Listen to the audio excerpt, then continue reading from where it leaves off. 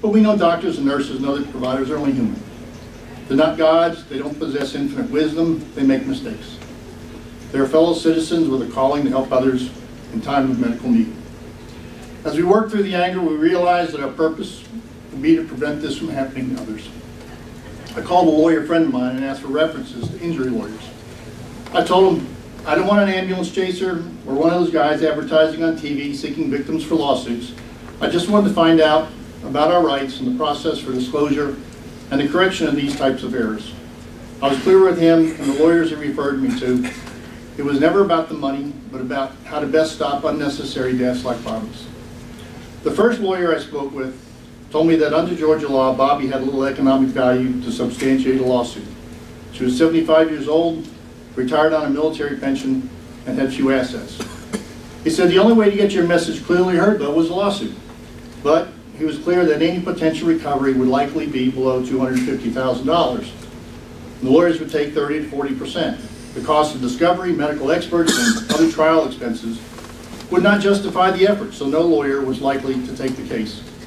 He said, unfortunately, this area of legal business is financially driven, and it's all about economic value.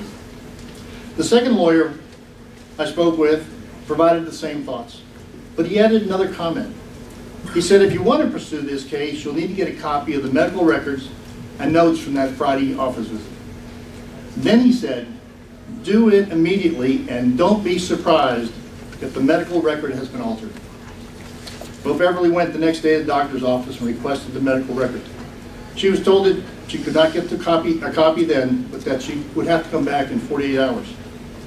When she returned and got the medical record, sure enough, a note had clearly been added in a different pen color and underlined in red that said, should the patient experience shortness of breath, the patient should immediately go to the hospital emergency room for treatment. Again, we are outraged, but understood why the record had been changed. In the medical field, there are no mechanisms for transparency and disclosure of medical errors. The threat of multi-million-dollar lawsuits from real or perceived medical malpractice prevents an open discussion and correction of the medical errors.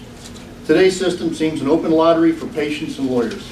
Doctors and nurses are forced to hide and cover up problems in fear of their careers being ruined.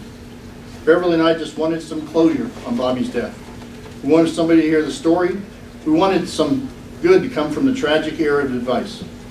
In the end, the system told us she's only an economic unit, not worthy of further attention, and her death was not going to help prevent the same from happening to others. Again, outrage, and the reason we're here willing today to share the story. Maybe, just maybe, Bobby's death can have some value in supporting a system where transparency exists and the medical community can learn from mistakes and not fear ruin from lawsuits. Thank you.